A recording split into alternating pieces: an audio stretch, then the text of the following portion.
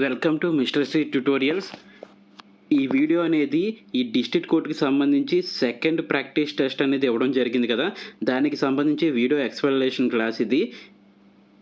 అయితే ఈ వీడియోలోకి వెళ్ళే ముందు మనకి కోర్ట్ ఎగ్జామ్ డేట్స్ అనేవి అనౌన్స్ చేయడం జరిగింది. దాని యొక్క హాల్ టికెట్స్ అనేవి రిలీజ్ అవ్వడం అనేది జరిగింది నిన్న. కొంతమందికి హాల్ టికెట్స్ డౌన్లోడ్ అవ్వలేదని మెసేజ్ చేశారు. బట్ సర్వర్ ఇష్యూ వల్ల అవ్వలేదు. అది నైట్ టైం కానీ మార్నింగ్ టైంలో కానీ మనం ఒక్కసారి ట్రై చేసినట్టయితే హాల్ టికెట్స్ అనేవి డౌన్లోడ్ అవుతున్నాయి. అదేవిధంగా ఈ హాల్ టికెట్స్కి సంబంధించి చూసినట్టయితే మీరు ఒక 2 పోస్టులకు అప్లై చేశారనుకోండి, junior assistant, field assistant apply చేస్తే ఏదో ఒక దాంట్లో మనకి హాల్ టికెట్కి సంబంధించి డౌన్లోడ్ ఆప్షన్ అనేది ఇస్తున్నారు. రెండిటికి కామన్ ఎగ్జామ్ అయినప్పుడు జూనియర్ అసిస్టెంట్కి, ఫీల్డ్ అసిస్టెంట్కి, టైపిస్ట్కి, స్టెనోగ్రాఫర్కి ఒకే కామన్ ఎగ్జామ్ అయినప్పుడు ఒకవేళ మీరు 4కి అప్లై చేసినప్పటికీ కూడా ఏదో ఒక సెక్షన్లో మనకి హాల్ టికెట్ అనేది డౌన్లోడ్ అవుతుంది. సో అది ఒకసారి జాగ్రత్తగా చూసుకోండి. అదేవిధంగా మీరు 2-3 జిల్లాలకి అప్లై చేసినప్పటికీ కూడా ఒకే రకమైన హాల్ టికెట్ అనేది రావడం జరుగుతుంది. కొంతమందికి డౌన్లోడ్ అవ్వలేదు, కొంతమందికి అయ్యాయి. వాళ్ళు చెప్పిన టైంకి చెప్పినట్టు ఎగ్జామ్ అనేది కండక్ట్ చేస్తున్నారు. 20 తారీఖు ప్రాసెస్ సర్వర్ ఎగ్జామ్ అనేది ఉంది, 21 కూడా ప్రాసెస్ సర్వర్ ఉంది. అదేవిధంగా కాపీయిస్ట్ ఎగ్జామినర్కి సంబంధించి 22 ఎగ్జామ్స్ ఉన్నాయి. దాని తర్వాత జూనియర్ అసిస్టెంట్ సంబంధించి ఎన్ని షిఫ్ట్స్, ఒక 3 డేస్ అనేది ఆ యొక్క ఎగ్జామ్ అనేది పెట్టడం అనేది జరుగుతుంది కదా. 7 షిఫ్ట్స్ ఆర్ 10 షిఫ్ట్స్లో అది జూనియర్ అసిస్టెంట్ ఎగ్జామ్ అనేది కండక్ట్ చేయడం జరుగుతుంది. వాటికి సంబంధించి హాల్ టికెట్స్ అనేవి డౌన్లోడ్ అయ్యి అవ్వలేని వాళ్ళు కంగారు పడొద్దు. అది సర్వర్ అనేది ఎక్కువ మంది ఒకేసారి చూసి ఉండొచ్చు. ఈరోజు ఖచ్చితంగా కూడా డౌన్లోడ్ అవుతాయి, అది చూసుకోగలరు. దానికి సంబంధించిన లింక్ కూడా మన ఛానల్లో పోస్ట్ చేయడం జరిగింది. ఎవరైనా చూడకపోయినట్టయితే చూడగలరు. అదేవిధంగా ఈ యొక్క ఎగ్జామ్ డేట్స్ అనేవి 20వ తారీఖు నుండి ఉన్నాయి కాబట్టి మనం అందించే 3 గ్రాండ్ టెస్టులు అనేవి 15వ తారీఖు, 16వ తారీఖు, 17వ తారీఖు ఇవ్వడం అనేది జరుగుతుంది. ఈ గ్రాండ్ టెస్టులు రాయడం వల్ల మనకి టైం మేనేజ్మెంట్ అనేది ఈజీగా అర్థమవుతుంది. అక్కడికి వెళ్ళి కంగారు పడే బదులు ముందుగానే రాసినట్టయితే ప్రాక్టీస్ అయ్యేటట్లు ఉంటుంది. అది కావాల్సిన వాళ్ళు స్క్రీన్ మీద కనబడే నెంబర్కి వాట్సాప్ చేయగలరు. ఇంకా ఎక్కువ టైం లేదు. ఈ టెస్టులు కూడా మీరు ఎంత త్వరగా తీసుకొని రాస్తే అంత మంచిది. ఆ 3 డేస్ 3 టెస్టులు అనేవి మీకు ఇవ్వడం అయితే జరుగుతుంది. 15, 16, 17 మీరు 20 నుండి ఎగ్జామ్స్కి అనేవి వెళ్ళడం అనేది జరుగుతుంది. ఇక్కడ గ్రాండ్ టెస్టులు అనేవి మార్కుల కోసం రాయకండి. గ్రాండ్ టెస్టులు అనేవి టైం మేనేజ్మెంట్ కోసం రాయండి. అదేవిధంగా దాంట్లో ఉండే కరెంట్ అఫైర్స్ చాలా యూజ్ఫుల్ అవుతాయి. ఎందుకంటే 2025 ఏదైతే ఇంపార్టెంట్ కరెంట్ అఫైర్స్ ఉంటాయో అవి, అదేవిధంగా ప్రీవియస్ ఇయర్ క్వశ్చన్ పేపర్స్ ఆధారంగా దేన్ని బేస్ చేసుకొని క్వశ్చన్స్ ఇస్తున్నారు, ఆ విధంగా ఈ పేపర్స్ అనేవి రెడీ చేయడం జరిగింది. ఆల్రెడీ మీరు ఒక పేపర్ 1 చూశారు, ఇప్పుడు పేపర్ 2 కూడా చూశారు. మిగిలిన 3 పేపర్లు దీనికి మించే ఉంటాయి కానీ దీనికి తగ్గవు. కావాల్సిన వాళ్ళు ఖచ్చితంగా వాట్సాప్లో మెసేజ్ చేసి అవి పొందగలరు. మినిమం ఛార్జ్ 30 రూపీస్ మాత్రమే పెట్టడం జరిగింది. ఎందుకంటే ఎక్కువ మంది ఇది తీసుకొని రీచ్ అవ్వాలని. ఇప్పటికే మేము అనుకున్న టార్గెట్కి, అంటే ఎంతమంది తీసుకుంటారు అనుకున్నాం కదా, దానికంటే ఎక్కువ మంది తీసుకున్నారు. వాళ్ళందరూ కూడా అంత ఇంట్రెస్టింగ్గా ఉన్నారు ఈ యొక్క ఎగ్జామ్స్ అనేవి వాటి మీద. సో ఇంకా ఎవరైనా బ్యాలెన్స్ ఉంటే వాళ్ళు తీసుకున్నట్టయితే ఈజీగా దాన్ని రాయగలరు. ఎలా క్వశ్చన్స్ అటెంప్ట్ చేయాలనే విషయం దాన్ని బట్టి అర్థమవుతుంది. ఈరోజు నిన్నటి క్వశ్చన్ పేపర్ ఆల్రెడీ ఇచ్చాను. కొంతమంది ఆన్సర్స్ అడుగుతున్నారు. ఆ ఆన్సర్కి సంబంధించి ఎక్స్ప్లెనేషన్ వీడియో ఇది.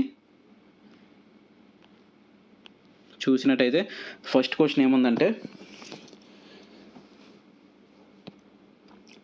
భారతదేశపు మొట్టమొదటి గ్రీన్ డేటా సెంటర్ ఎక్కడ నెలకొల్పబడింది అని అడుగుతున్నారు.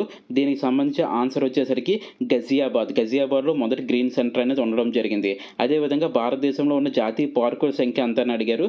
మొదట 106 ఉండేది, ఇప్పుడు 107వ జాతీయ పార్క్ కూడా కలవడం వల్ల ఈ ప్రస్తుతం అయితే 107 జాతీయ పార్కులు ఉండడం జరిగింది. 107వ జాతీయ పార్క్ ఏదంటే సిమ్లీపాల్ జాతీయ పార్కు. ఇది ఎక్కడ ఉంటుందంటే ఒడిషాకు సంబంధించింది సిమ్లీపాల్ జాతీయ పార్క్ అనేది. దీనికి సంబంధించి 107వ జాతీయ పార్క్కి ఇది గుర్తించడం జరిగింది. ప్రజెంట్ ఎన్ని ఉన్నాయంటే 107, అది గుర్తుపెట్టుకోండి. తర్వాత వెనెసా అట్లానా అనేది దేని యొక్క పేరు అని అడుగుతున్నారు. అంటే ఇది ఒక శాస్త్రీయ నామం అనమాట. దానికి సంబంధించి ఏ జీవికి సంబంధించిన శాస్త్రీయ నామం, ఇది కరెంట్ అప్డేట్కి సంబంధించింది కాబట్టి అడిగారు. రాబంద, సీతాకోక చిలుక, పట్టుపురుగ, జలగ అని చెప్పేసి. అది ఆన్సర్ వచ్చేసరికి సీతాకోక చిలుక. దాని యొక్క శాస్త్రీయ నామం ఈ వెనెసా అట్లానా అనేది. ఇది ఫస్ట్ టైం ఇండియాలో ఎక్కడ కనబడిందంటే హిమాచల్ ప్రదేశ్లో రీసెంట్గా కనపడడం అనేది జరిగింది. అందుకని ఇది న్యూస్లో ఉంది కాబట్టి ఇది ఇంపార్టెంట్. తర్వాత ఇది చాలా ఇంపార్టెంట్. హెచ్డిఏ ర్యాంకింగ్స్ సంబంధించి సరైనది ఏదైనా అడుగుతున్నాడు. ఈ హెచ్డిఏ ర్యాంకింగ్ సంబంధించి సరైనది అడుగుతున్నారు కదా, దాంట్లో దీన్ని ఎవరు రిలీజ్ చేస్తారంటే యుఎన్డిపి రిలీజ్ చేస్తుంది అన్నాడు. మొదటి స్థానంలో ఐర్లాండ్ ఉందని చెప్పేసి అడిగాడు. తర్వాత 193వ స్థానంలో భారతదేశం ఉందని చెప్పేసి ఇచ్చారు. కింది వాటిలో ఏది సరైనదని అడిగాడు. దాని ఆప్షన్ వచ్చేసరికి ఫస్ట్ రెండు సరైనవి. యుఎన్డిపి రిలీజ్ చేస్తుంది హెచ్డిఏ ర్యాంకింగ్స్. మొదటి స్థానంలో ఉన్నది ఐర్లాండ్. 193వ స్థానంలో ఉన్న దేశం ఏదంటే మనకి సంబంధించినంత వరకు సౌత్ సూడాన్ అనేది 193వ స్థానంలో ఉండడం అయితే జరుగుతుంది. అది గుర్తుపెట్టుకోండి.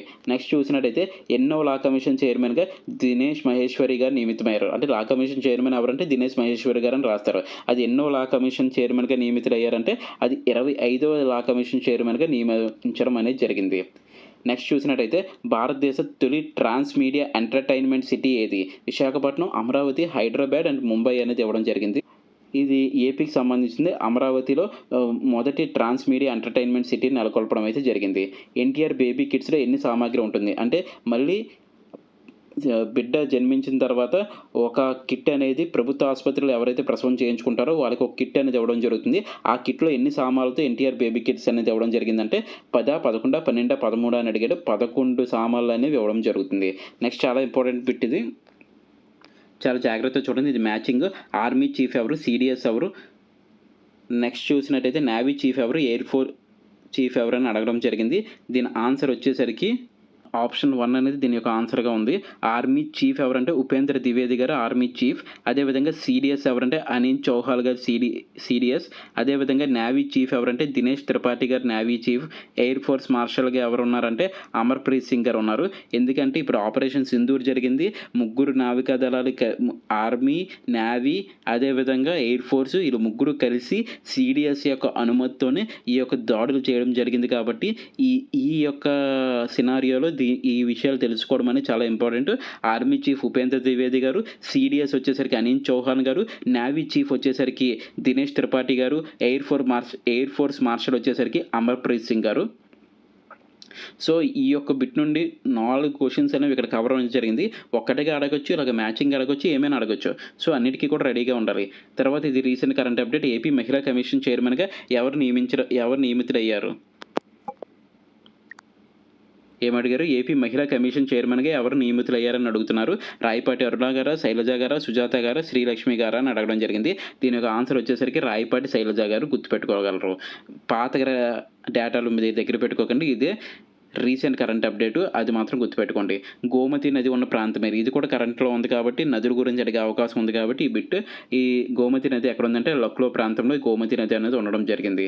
నెక్స్ట్ క్వశ్చన్ వచ్చేసరికి ఆయుర్వేద దినోత్సవాన్ని ఎప్పుడు జరుపుకుంటారని అడుగుతున్నారు. ఆయుర్వేద దినోత్సవం సెప్టెంబర్ 2, 22, 23, సెప్టెంబర్ 3.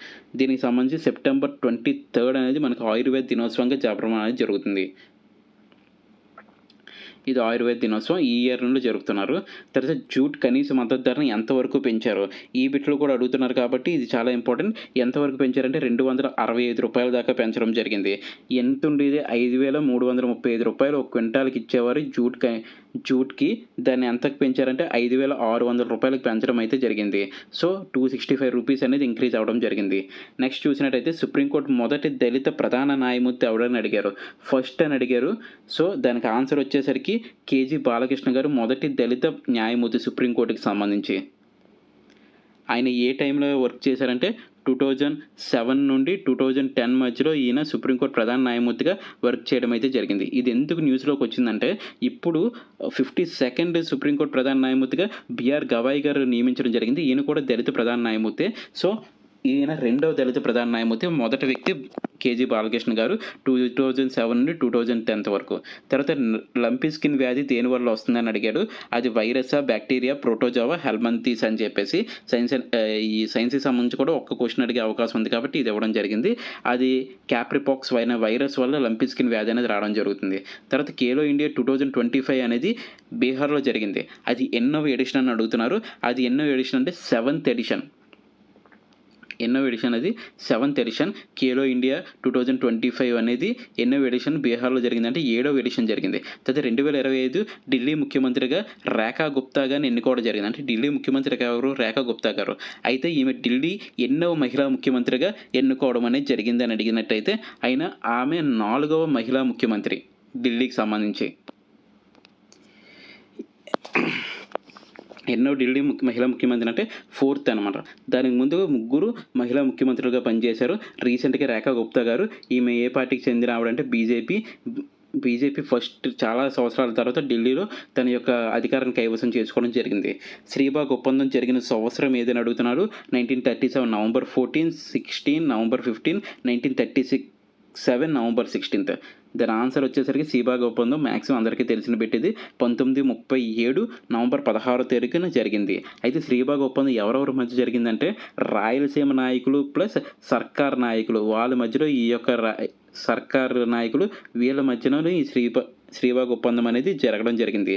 శ్రీబాగ్ అంటే ఏంటంటే ఇది కాశీనాథుడు నాగేశ్వరరావు యొక్క హౌస్ అనమాట. మద్రాసులో ఉంటుంది. కాశీనాథుడు నాగేశ్వరరావు యొక్క హౌస్లో శ్రీబాగ్ ఒప్పందం జరగడం జరిగింది. రాయలసీమ నాయకులకిను అదేవిధంగా సర్కారు నాయకులకి మధ్యలో ఈ శ్రీబాగ్ ఒప్పందం 1937 నవంబర్ 16 తేదీన జరగడం జరిగింది. తర్వాత గొల్లపూడి సీతారామశాస్త్రి గారు ఆంధ్ర రాష్ట్ర ఏర్పాటుకు ఎన్ని రోజులు ఆమరణ నిరాహార దీక్ష చేశారని అడగడం జరిగింది. ఈయన 35 రోజుల పాటు ఆమరణ నిరాహార దీక్ష చేయడం జరిగింది. మొట్టమొదటిసారిగా ఆంధ్రప్రదేశ్ ఏర్పాటు కోసం ఆమరణ నిరాహార దీక్ష చేసిన వ్యక్తి గొల్లపూడి సీతారామశాస్త్రి గారు. ఆయన 35 రోజుల పాటు చేశారు. ఏ ఇయర్లో చేశారంటే 1951లో ఆగస్టు 16 నుండి, అంటే స్వతంత్ర దినోత్సవం తర్వాత రోజు నుండి ఆగస్ట్ 16 నుండి ఆయన చేసి సెప్టెంబర్ 20 వరకు ఆయన చేయడం జరిగింది. ఇలా 35 రోజుల పాటు ఆయన తన యొక్క ఆమరణ నిరాహార దీక్షను కొనసాగించడం జరిగింది. దాని తర్వాత అక్కడ జరిగిన పరిణామాలు వినోబా భావే గారు వచ్చి దాన్ని ఆయన చేత విరమింపజేయడం, మీకు ఇస్తామని చెప్పడం, ఇవన్నీ కూడా జరిగిన తర్వాత ఎంతకీ ఇవ్వకపోవడంతో అప్పుడు మళ్ళా పొట్టి శ్రీరాములు గారు 1953లో దానికి ఆమరణ నిరాహార దీక్షకు పూనుకోవడం జరిగింది. దానివల్ల 58 రోజుల పాటు ఆయన చేస్తారు ఆమరణ నిరాహార దీక్ష. గొల్లపూడి సీతారామశాస్త్రి గారు 35 రోజుల పాటు చేయడం జరుగుతుంది. అది డిఫరెన్స్ గుర్తుపెట్టుకోండి. తర్వాత అత్యధిక కాలం ఆంధ్రప్రదేశ్ ముఖ్యమంత్రిగా పనిచేసిన వారు ఎవరైనా అడుగుతున్నారు. రాజశేఖర రెడ్డి గారు, ఎన్టీ రామారావు గారు, పివి నరసింహారావు గారు, నారా చంద్రబాబు నాయుడు గారు. అత్యధిక ముఖ్యమంత్రిగా పనిచేసిన వ్యక్తి నారా చంద్రబాబు నాయుడు గారు. ప్రజెంట్ ఏపీ సీఎం కూడా ఆయనే. ఇంకా ఆయన పదవీ కాలం అనేది ఇంకా ఎక్కువగా కొనసాగుతూనే ఉంది. నెక్స్ట్ చూసినట్టయితే దేశీయ మొబైల్ ఆపరేటింగ్ సిస్టమ్ బారోస్ని ఎవరు రూపొందించారని, ఏ ఐఐటి దాన్ని రూపొందించిందని అడుగుతున్నారు. దాని ఆన్సర్ వచ్చేసరికి ఐఐటి మద్రాస్ అనేది దేశీయ మొబైల్ ఆపరేటింగ్ సిస్టమ్ అయిన బారోస్ని రూపొందించడం అయితే జరిగింది. నెక్స్ట్ చూసినట్టయితే రాజ్యాంగ పరిషత్తుకు సంబంధించి క్రింది వారిలో సరైన దాన్ని గుర్తించండి అని అడిగారు. ఇక్కడ 3 బిట్స్ వస్తే చాలా జాగ్రత్తగా చూడండి. 1947 జూలై 22 జాతీయ జెండాను ఆమోదించారు. జాతీయ జెండాను ఎప్పుడు ఆమోదించారంటే 1947 జూలై 22. ఇంకా అప్పటికి మన స్వతంత్రం రాకముందే మన జాతీయ జెండాను ఆమోదించాము. తర్వాత రాజ్యాంగం అమల్లోకి వచ్చే టైంలో 1950 జనవరి 24వ తేదీన మన జాతీయ గేయాన్ని ఆమోదించడం అయితే జరిగింది. నెక్స్ట్ చూసినట్టయితే దేవనాగరి లిపిలో ఉన్న హిందీని కేంద్ర ప్రభుత్వ భాషగా ఎప్పుడు గుర్తించారంటే 1949 సెప్టెంబర్ 14. ఆ సెప్టెంబర్ 14వ తేదీన హిందీ దివాస్గా కూడా జరపడం అయితే జరుగుతుంది. ఇక్కడ ఈ 3 కూడా కరెక్ట్ ఆప్షన్సే. 3 బిట్స్ జాగ్రత్తగా చదువుకోండి. 1947 జూలై 22 జాతీయ జెండాను ఆమోదించారు. 1950 జనవరి 24 జాతీయ గీతాన్ని, జాతీయ గేయాన్ని ఆమోదించారు. దేవనాగరి లిపిలో ఉన్న హిందీని కేంద్ర ప్రభుత్వ భాషగా 1949 సెప్టెంబర్ 14 ఆమోదించారు. ఎందుకు నేను 2 టైమ్స్ చదువుతున్నానంటే ఇది ఎగ్జామ్లో ఆ బిట్ చూడగానే నా వాయిస్ మీకు గుర్తొచ్చి ఆ బిట్ పెట్టగలిగితే మీకు చాలా యూస్ఫుల్గా ఉంటుందని చెప్పేసి రిపీట్ చేయడం అయితే జరుగుతుంది. చూస్తూ వినడం వల్ల 93% గుర్తుంటుంది సైకలాజికల్గా. సో మీరు వింటూ చూస్తున్నారు కాబట్టి మీకు ఒకవేళ ఆ క్వశ్చన్ మనకి ఈ ఎగ్జామ్ అనే కాదు, ఏ ఎగ్జామ్లో వచ్చినా సరే తప్పు పెట్టకుండా ఉంటాం. నెక్స్ట్ ఇది జతపరచమని ఇచ్చారు. ప్రాథమిక హక్కులు, ప్రాథమిక విధులు, పౌరసత్వం, అత్యవసర అధికారాలు ఏ భాగాల్లో ఉన్నాయని చెప్పేసి అడగడం అయితే జరుగుతుంది. దీనికి సంబంధించి చూసినట్టయితే ప్రాథమిక హక్కులు అనేవి మనకి 3వ భాగంలో ప్రాథమిక హక్కులు ఉంటాయి. ప్రాథమిక విధులు అనేవి మనకి 4A భాగంలో ఉంటాయి. పౌరసత్వానికి సంబంధించి 5 నుండి 11 ఆర్టికల్ సంబంధించి 2వ భాగంలో ఉంటాయి. అత్యవసర అధికారాలకు సంబంధించి మనకి 18వ భాగంలో ఉండడం అయితే జరుగుతుంది. ఆప్షన్ ఏ అనేది దీనికి సంబంధించింది. ఇవి ఒక్కొక్క దాని కింద కూడా అడగొచ్చు. ప్రాథమిక హక్కులు 3వ భాగం, ప్రాథమిక విధులు 4A భాగం, ఆదేశ సూత్రాలు 4వ భాగం, పౌరసత్వం 2వ భాగం, అత్యవసర అధికారాలు 18వ భాగంలో ఉండడం అనేది జరుగుతుంది. ఇక్కడ అతిపెద్ద భాగం ఏదంటే 5వ భాగం అనేది ఉంటుంది. అది 52 నుండి 151 ఆర్టికల్స్ మధ్యలో అది ఉండడం అయితే జరుగుతుంది. సోషియో ఎకనామికల్ సర్వే 2024-25 ప్రకారం ఆంధ్రప్రదేశ్లో ఎన్ని ఆగ్రో క్లైమేట్ జోన్స్ ఉన్నాయని దాని ఆగ్రో క్లైమేట్ జోన్స్‌గా వర్గీకరించారని అడుగుతున్నారు. మొత్తం 6 ఆగ్రో క్లైమేట్ జోన్స్‌గా వర్గీకరించడం అయితే జరిగింది. ఆంధ్రాలో స్కూల్ సాయిల్ హెల్త్ ప్రోగ్రామ్ కింద ఎన్ని స్కూల్స్‌లో అమలు చేశారని అడిగారు. దీని ప్రోగ్రామ్ యొక్క ముఖ్యమైన ఉద్దేశ్యం ఏంటంటే సాయిల్ టెస్టింగ్ సెంటర్స్‌ని స్కూల్స్‌లో ఏర్పాటు చేయడం అనేది జరిగింది. ఎందుకంటే ఆ పంచాయతీలో, ఆ గ్రామాల్లో ఉన్న సాయిల్‌లో ఏ పంట పండొచ్చు, ఎంతవరకు ఏ పోషకాలు తక్కువగా ఉన్నాయి, వాళ్ళకి ఏ పోషకాలు అందించాలి, ఇలాంటి విషయాలన్నిటిని కూడా అబ్జర్వ్ చేయడానికి స్కూల్ సాయిల్ హెల్త్ ప్రోగ్రామ్ అనేది ఒకటి ఆంధ్రాలో కండక్ట్ చేయడం జరిగింది. దానికి సంబంధించి ఇది కూడా సోషియో ఎకనామికల్ సర్వేకి సంబంధించింది. 59 స్కూల్స్‌లో దీన్ని అమలుపరచడం అయితే జరిగింది. దేశంలో జనాభా పరంగా ఆంధ్రప్రదేశ్ రాష్ట్రం ఎన్నో స్థానంలో ఉందని అడిగారు. విస్తీర్ణం పరంగా అడగలేదు. దేశంలో జనాభా పరంగా అడగడం అనేది జరిగింది. జనాభా పరంగా మనం ఎన్నో ప్లేస్‌లో ఉన్నామంటే 10థ్ పొజిషన్‌లో ఉన్నాం. విస్తీర్ణం పరంగా ఎన్నో పొజిషన్‌లో ఉన్నామంటే 8థ్ పొజిషన్‌లో ఉండడం అయితే జరిగింది. 2011 జనాభా లెక్కల ప్రకారం చూసినట్టయితే ఆంధ్రప్రదేశ్ రాష్ట్రం జనాభా పరంగా 4.09%తో 10వ స్థానంలో అయితే ఉండడం జరిగింది. నేను చెప్తున్న ప్రతి క్వెషన్ కూడా చాలా ఇంపార్టెంట్ క్వెషన్. సో, మీరు కొంత టైం వెచ్చించి చూసినట్టయితే ఎగ్జామ్‌లో రావచ్చు. ఇందులో ఉండే వస్తాయని నేను చెప్పట్లేదు. ఒకవేళ ఆప్షన్ ఎలిమినేషన్ మెథడ్‌లో అయినా చేయడానికి యూజ్ అవుతుందని చెప్పేసి ఈ వీడియోస్ చేయడం అనేది జరిగింది. అదేవిధంగా నెక్స్ట్ 3 టెస్టులు, 3 గ్రాండ్ టెస్టులు 15, 16, 17 అనేది కండక్ట్ చేస్తున్నాం కదా! దానికి సంబంధించి ఎవరైనా తీసుకోవాలనుకుంటే ఆ యొక్క వాట్సాప్ నంబర్‌కి మెసేజ్ చేసి మీరు తీసుకోవచ్చు. ఇది మీకు చాలా యూజ్‌ఫుల్ అవుతాయని మాత్రం చెప్పడం జరుగుతుంది. ఇది మళ్ళీ ఎందుకు గుర్తు చేస్తున్నామంటే టైమ్ మేనేజ్‌మెంట్ లేకే లాస్ట్ టైమ్ డీఎస్సీ ఎగ్జామ్‌లో గానీ, మొన్న జరిగిన డీఎస్సీ గానీ, ఏపీ కానిస్టేబుల్ ఎగ్జామ్స్‌లో గానీ చాలామంది సఫర్ అయింది ఈ యొక్క టైమ్ మేనేజ్‌మెంట్ లేకే. అది రావాలంటే ఖచ్చితంగా ఇది చేయాల్సిందే. అదేవిధంగా ఇప్పుడు మీరు ఆన్‌లైన్‌లో ఎగ్జామ్ రాసారని మనం రాయాల్సింది ఆన్‌లైనే. బట్ ఇక్కడ ఏం జరుగుతుందంటే ఆన్‌లైన్‌లో ఎగ్జామ్ పెడుతుంటే దాన్ని సబ్మిట్ చేసేస్తారు. సబ్మిట్ చేసి ఆన్సర్స్ చూడడానికి ముందు ట్రై చేస్తున్నారు.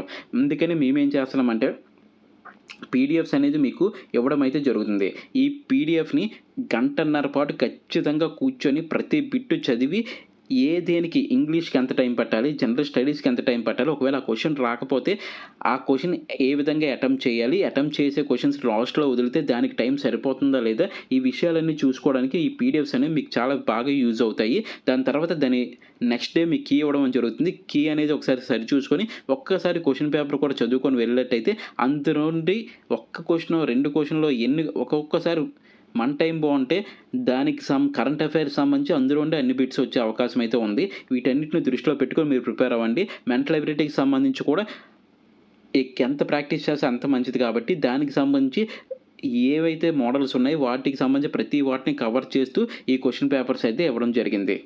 ఆ విషయాలైతే గుర్తుపెట్టుకోండి. తీసుకోవాల్సిన వాళ్ళు ఆ నంబర్‌తో తీసుకోండి. నెక్స్ట్ చూసినట్టయితే ఆంధ్రప్రదేశ్‌లో అత్యధిక జనసాంద్రత కలిగిన రాష్ట్రం ఏది అని అడుగుతున్నాడు. ఇక్కడ జనసాంద్రత అని అడుగుతున్నాడు. వైఎస్ఆర్ కడప, విశాఖ, కృష్ణా జిల్లా, గుంటూరు జిల్లా. కృష్ణా జిల్లాలో అత్యధిక జనసాంద్రత గల జిల్లాగా ఉంది. మొత్తం 518 మంది ఒక చదరపు సెంటీమీటర్ ల్యాండ్‌లో ఉంటారు. తక్కువగా ఎక్కడ ఉందంటే వైఎస్ఆర్, ప్రకాశం రెండిట్లో కూడా తక్కువే. లెస్ దాన్ 200 మంది మాత్రమే ఈ యొక్క కడపలో గానీ, ప్రకాశంలో గానీ ఉంటారు. కృష్ణా జిల్లాలో 518 మంది ఉన్నారు. అది ఒకసారి చూడండి. నెక్స్ట్ చూసినట్టయితే రాష్ట్ర అక్షరాస్యత గురించి చెప్పండి అని అడుగుతున్నారు.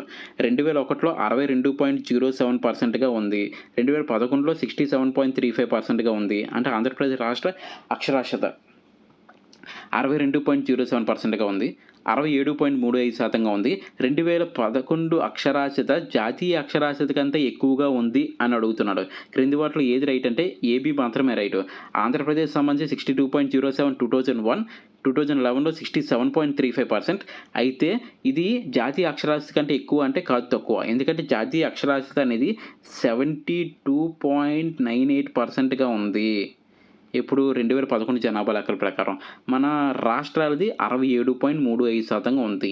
కాబట్టి మనం జాతీయ అక్షరాస్యత కంటే ఎక్కువగా ఉన్నామంటే ఎక్కువగా లేము, తక్కువగా ఉన్నాము.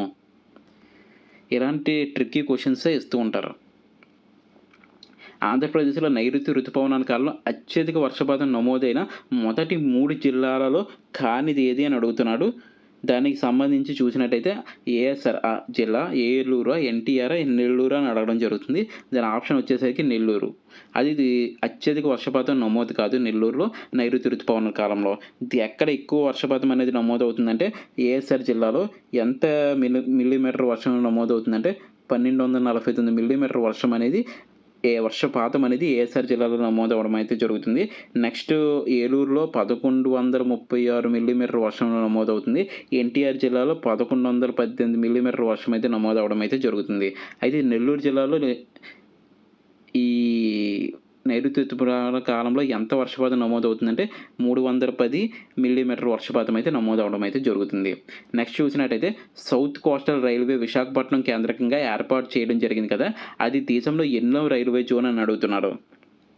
ఇక్కడ ఎక్కడ ఏర్పాటు చేయబడిందంటే విశాఖపట్నంలో ఏర్పాటు చేయబడింది అనేది ఒక ఆన్సర్ అయితే, అది ఎన్నోదని అడిగితే అది 18th రైల్వే జోన్గా ఉండడం అయితే జరిగింది. ఒక ఘన పదార్థం ద్రవంగా మారకుండా నేరుగా వాయు స్థితిలోకి మారుతుంది అంటే దాన్ని ఏమని అంటారు? బాష్పీభవనం, ఉత్పతనం, సాంద్రీకరణం. ఉత్పతనం. బాష్పీభవనం అంటే నీటి ఆవిరిగా మారే ప్రక్రియను బాష్పీభవనం అంటారు. నీటి ఆవిరి నీరుగా మారే ప్రక్రియని సాంద్రీకరణం అంటారు. ఘన పదార్థం ద్రవంగా మారకుండా నేరుగా వాయుస్థితిలో మారిపోయేదాన్ని ఉత్పతనం అని చెప్పేసి అనడం జరుగుతుంది. తర్వాత రోవర్ స్కోప్ అనేది ఏ క్రీడకు సంబంధించింది? దానికి హాకీయా, ఫుట్బాలా, వాలీబాలా, కబడ్డీ అని అడుగుతారు. ఫుట్బాల్ అనేది రోవర్ స్కోప్కి సంబంధించిన క్రీడ, అంటే అందులో గెలిచిన వారికి రోవర్ స్కోప్ అనేది ఇవ్వడం జరుగుతుంది. తర్వాత కరెంట్ అప్డేట్ ఈ శాస్త్రీయ నృత్యాలకు సంబంధించి నాగబంధు ముద్ర, రాధాకృష్ణ రాసలీలలు అనేవి ఏ నృత్యంలో చూపించబడుతుంది అని అడిగాడు. ఒడిషా, మణిపురి, చౌ, కథకళి. దాని ఆన్సర్ వచ్చేసరికి మణిపురి. నాగబంధు ముద్ర మరియు రాధాకృష్ణ రాసలీలను తెలిపే నృత్యం ఏదంటే మణిపురి. నెక్స్ట్ చూసినట్టయితే పోలేరమ్మ పండుగ ఎక్కడ నిర్వహించబడుతుంది? పండుగలు ఖచ్చితంగా అడుగుతారు. వెంకటగిరి, ఉదయగిరి, చీరాల, నెల్లూరు. ఆన్సర్ వచ్చేసరికి వెంకటగిరిలో పోలేరమ్మ పండుగ అనేది నిర్వహించడం అయితే జరుగుతుంది. తర్వాత బొజ్జాన లింగాలకొండ ఎక్కడ ఉంది? గుంటూరు, విశాఖపట్నం, అనకాపల్లి, నెల్లూరు. మార్చిన జిల్లాల ఆధారంగా చెప్పినట్టయితే అనకాపల్లి జిల్లాలో ఈ బొజ్జన లింగాలకొండ అనేవి ఉండడం జరిగింది. ఇవి బౌద్ధ మతానికి సంబంధించినవి. నెక్స్ట్ చూసినట్టయితే ఐస్ హాకీలో ఎంతమంది ఆటగాళ్ళు ఉంటారు? 7, 5, 6, 4. ఐస్ హాకీకి సంబంధించి ఎంతమంది ఆటగాళ్ళు ఉంటారంటే 6 మంది ఆటగాళ్ళు అనేది ఉండడం అయితే జరుగుతుంది. AP bifurcation act last time ఇచ్చారు, ఈసారి సిలబస్లో పెట్టలేదు. బట్ ఎందుకైనా మంచివని ఇంపార్టెంట్ అంశాలు అనేవి ఈ టెస్ట్ సిరీస్లో ఇవ్వడం జరిగింది. ఏపీ బైఫర్కేషన్ యాక్ట్లో పోలవరం గురించి చెప్పే సెక్షన్ ఏదంటే సెక్షన్ 90 ప్రకారం చెప్పడం అయితే జరుగుతుంది. తర్వాత విజయనగర సామ్రాజ్య రాజవంశాలు వరుస క్రమంలో అమర్చండి. సంగమ, తులువ, అరవీటి వంశాలు అంటే మొదట సంగమ, సాలువ, తులువ, అరవీటి వంశాలు. ఏడి, బీసీ ఇక్కడ ఉంది. ఫస్ట్ ఆప్షన్ ఈ యొక్క విజయనగర సామ్రాజ్య రాజవంశాల యొక్క వరుస క్రమం అడిగితే ఈ యొక్క సంగమ, సాలువ, తులువ, అరవీటి వంశాల గురించి చెప్పడం అనేది జరుగుతుంది. ఫస్ట్ ఆప్షన్ పెడతాం. నెక్స్ట్ చూసినట్టయితే ఏటికొప్పక బొమ్మలు ఏ కర్రతో చేస్తారని అడుగుతున్నారు. అంకుడి కర్ర, పోనిక్ కర్ర, వెదురు కర్ర, సాల్ కర్ర అంటే అంకుడి కర్ర. ఇలాంటి బిట్లు కూడా అడుగుతారు. ఏటికొప్పక బొమ్మలు అంకుడి కర్రతో చేయడం జరుగుతుంది. మరి పోనిక కర్రతో మనకి ఏం చేస్తారంటే కొండపల్లి బొమ్మలు అనేవి మనకి పోనిక కర్రతో అనేది చేయడం అయితే జరుగుతుంది. కొండపల్లి బొమ్మలు. ఓకేనా. ఏటికొప్పాక శకటానికి మొన్న జనవరి 26వ తేదీన రిపబ్లిక్ డేలో 3వ శకటంగా అది గుర్తించడం అనేది జరిగింది. అది ఏటికొప్పక బొమ్మలే. అది ఏ కర్రతో చేశారంటే అంకుడి కర్ర. అందుకనే అది కరెంట్ అప్డేట్లో ఉన్నది కాబట్టి ఆ బిట్ అనేది రావడం జరిగింది. నెక్స్ట్ హీరాకుడ్ డ్యామ్ ఏ నది పైన నిర్మించారు? యమునా నది, మహానది, గోమతి నది, వంశధార నది. హీరాకుడ్ డ్యామ్ అనగానే ఒడిశాలో అతి పొడవైన నది. ఈ అతి పొడవైన డ్యామ్ హీరాకుడ్ డ్యామ్ మహానది మీద నిర్మించడం జరిగింది. 2025 IPL రన్నర్ అప్గా ఎవరి నుంచి నిలిచారని అడుగుతున్నారు. విన్నర్ ఎవరంటే తెలుసు కదా, RCB అనేది 2025 IPL అనేది విన్ అయ్యారు. ఎవరి మీద విన్ అయ్యారంటే కింగ్స్ లెవెన్ పంజాబ్ మీద విన్ అవ్వడం అయితే జరిగింది. ఇలాగ మనం ప్రతి టాపిక్ని కవర్ చేస్తూ చదివినట్టయితే GSలో మ్యాక్సిమం ఎంత చదివినా 25-30 మార్క్స్ దగ్గరికి తెచ్చుకునే అవకాశం అయితే ఉంటుంది. ఇంగ్లీష్లో మీరు ఎంత ప్రాక్టీస్ చేస్తే అంత 40కి చాలా 35-38 కొంతమంది 40 తెచ్చుకున్న వాళ్ళు కూడా ఉన్నారు. లాస్ట్ టైం వాళ్ళకి జాబ్స్ కూడా వచ్చాయి. సో ఇంగ్లీష్ మీద కూడా మీరు ఫోకస్ చేయండి. ఇప్పుడు ప్రాసెస్ చదివిన వరకు అయితే synonym, antonyms, one word substitutions, phrasal verbs ఇవే సరిపోతాయి. నెక్స్ట్ ఎగ్జామినర్కి, రికార్డ్ అసిస్టెంట్కి, కాపీస్ట్కి ప్రిపేర్ అయిన వాళ్ళకి ఏముంటాయి? ఎర్రర్ కరెక్షన్స్ ఉంటాయి. అదేవిధంగా ఆర్టికల్ సంబంధించి దానికి సంబంధించిన క్వశ్చన్స్ ఉంటాయి. అదేవిధంగా నౌన్, ప్రొనౌన్, వర్బ్, యాడ్జెక్టివ్ వీటికి సంబంధించిన క్వశ్చన్స్ ఉంటాయి. తర్వాత గ్రామటికల్ ఎర్రర్, తర్వాత జంబిలింగ్ ఆర్డర్స్ అనేవి మ్యాక్సిమం 4 to 5 క్వశ్చన్స్ అవే వస్తాయి. క్లోజ్ టెస్ట్కి సంబంధించి 5 మార్క్స్ వస్తాయి. అదేవిధంగా ప్యాసేజ్ సంబంధించి 5 మార్క్స్ ఇవ్వడం జరుగుతుంది. ఇవన్నీ కూడా గ్రామటికల్ కరెక్ట్ సెంటెన్స్ బట్టి డిపెండ్ అయి ఉంటాయి. జూనియర్ అసిస్టెంట్, ఫీల్డ్ అసిస్టెంట్ అనేది ఇంగ్లీష్ అనేది కొంచెం టఫ్గానే ఉంటుంది. ఆ సినోనిమ్స్, యాంటోనిమ్స్ ఎక్కడ నుండి వస్తాయి అని చెప్పడం మ్యాక్సిమం కవర్ చేస్తూ ఇంపార్టెంట్వి ప్రీవియస్ ఇయర్ క్వశ్చన్స్లో వచ్చినవి ఆ క్వశ్చన్స్ అన్ని పెట్టి ఈ యొక్క పేపర్ అనేది మీకోసం రెడీ చేయడం అనేది జరిగింది. వీటికి సంబంధించి ఆన్సర్స్ అనేవి అక్కడ గ్రూప్లో పోస్ట్ చేయడం అనేది జరుగుతుంది. ఎవరికైనా కావాలంటే అక్కడ నుంచి చూసుకోగలరు. ఇంగ్లీష్ సంబంధించి పెద్ద ఎక్స్‌ప్లనేషన్ అంటే ఏమీ ఉండదు. ఇదంతా కూడా గ్రామర్ రూల్స్ సంబంధించి కాబట్టి మీరు ఒక్కసారి మీ దగ్గర ఉన్న బుక్స్‌లో చూసుకున్నట్టయితే ఈ ఆన్సర్స్ అనేవి మీకు ఈజీగా దొరుకుతాయి. అదేవిధంగా synonyms, antonym, one word substitutions అనేవి మనం ఏదైతే ఎక్కువగా రిపీట్ అవుతుందో వాటిని ఇవ్వడం జరిగింది. మిగిలిన 3 గ్రాండ్ టెస్ట్‌లకి సంబంధించిన వాటిలో కూడా అలాంటి సినోనిమ్స్, యాంటోనిమ్స్, అలాంటి వన్ వర్డ్ సబ్‌స్టిట్యూషన్స్, అలాంటి ఫ్రేజల్ వెర్బ్స్, అలాంటి క్లోజ్ టెస్ట్, అలాంటి ఈ ప్యాసేజెస్ అన్నిటిని కలిపేసి ఇవ్వడం అనేది జరిగింది. దీనివల్ల ఏంటంటే ఒకవేళ వారు దాన్ని ఫాలో అయినట్లయినా లేకపోతే మన ఎలిమినేషన్ మెథడ్‌లో తీయడానికైనా సరే అవి యూజ్ అవుతాయి. సో ఆ విధంగానే ఈ క్వశ్చన్ పేపర్స్ రెడీ చేయడం జరిగింది. ఒక క్వశ్చన్ పేపర్ రెడీ చేయడం అనేది అంత ఈజీ మ్యాటర్ అయితే కాదు. అది అన్ని విధాలుగా ఆలోచించి ఈ ఎగ్జామ్‌కి ఎంత వరకు యూజ్ అవుతుంది, ఏ టాపిక్ నుండి ఇవ్వాలి అనేది ఆలోచించిన తర్వాత ఆ క్వశ్చన్స్ అనేవి ఇవ్వడం జరిగింది. ఎవరికైనా కావాలంటే మాత్రం ఆ నంబర్‌కి మెసేజ్ చేసి మీరు వాటిని తీసుకోవచ్చు. అది 15, 16, 17లో పీడిఎఫ్ రూపంలో మీకు అందించడం అయితే జరుగుతుంది. ఇది దీనికి సంబంధించి ఇంకా ఎంత టైం లేదు. ఇంకా రేపటి నుండి 3 డేస్ వరుసగా గ్రాండ్ టెస్ట్‌లు రాసి అక్కడ నుండి 3 డేస్ మీరు ఒక్కసారి రివిజన్ చేసి వెళ్ళినట్టయితే 20వ తారీఖున మనకి ఎగ్జామ్స్ అనేవి స్టార్ట్ అవ్వడం అనేది జరుగుతుంది. అక్కడ నుండి ఒక్కొక్క షిఫ్ట్‌లో రాసుకుంటూ వెళ్ళిపోతుంటారు. ఈ విధంగా జరుగుతూ ఉంటది. ఇంకేమైనా దీనికి సంబంధించిన డౌట్స్ ఉంటే కిందన కామెంట్ చేయండి. అదేవిధంగా టెస్ట్ తీసుకోవాల్సిన వాళ్ళు అక్కడ మెసేజ్ చేయండి. మనం ఇప్పుడు 2 టెస్టులు అనేవి ఫ్రీగా పెట్టడం జరిగింది. ఈ 2 టెస్టులు కంటెంట్ చూసిన తర్వాత మీకు నచ్చితేనే ఆ 3 టెస్టులు తీసుకోండి. ఈ 5 టెస్టులు ఒకసారి రాసి మీరు ఎగ్జామ్‌కి వెళ్ళినట్టయితే మీకు ఎంతో కొంత హెల్ప్ అయితే అవుతది. ఇది మాత్రం క్లియర్‌గా చెప్పొచ్చు. ఇంగ్లీష్‌కి సంబంధించి కూడాను. దీని యొక్క కీ షీట్స్ కూడా అందులోనే ఉంటాయి. సో ఇంకా మన ఛానల్ ఎవరైనా సబ్స్క్రైబ్ చేయకపోతే సబ్స్క్రైబ్ చేయగలరు. అదేవిధంగా ఈ వీడియో ఎవరికైతే అవసరం అవుతుందో వాళ్ళకి షేర్ చేయగలరు.